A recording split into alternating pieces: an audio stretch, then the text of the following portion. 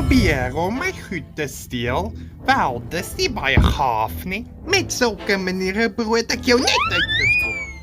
Jy is in elk geval oormodies vroeg. Die partytjie het nog nie Partytjie, ek is nie hier vir 'n partytjie nie, ek is hier vir die duel. O. Ag, wag 'n bietjie. Wel, jy leef. Jy is glad nie dood nie. Jy is heeltemal vlees en been. Vlees en been.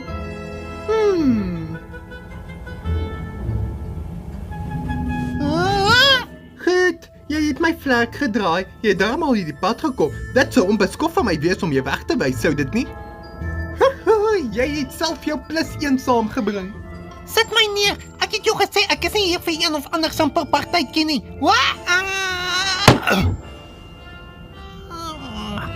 Nou, as jy net kon, hè?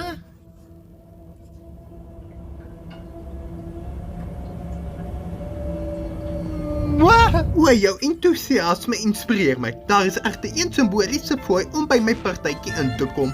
Die vraag bly staan, sou jy wou gesteer, verloor, vergrys word? O, wat van ge?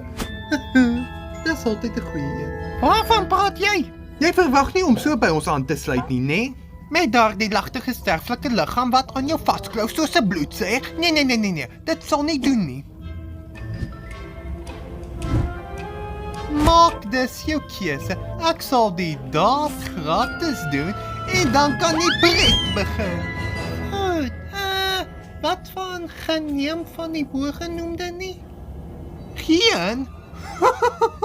Wat 'n goeie keuse. Laat ons die wiel draai.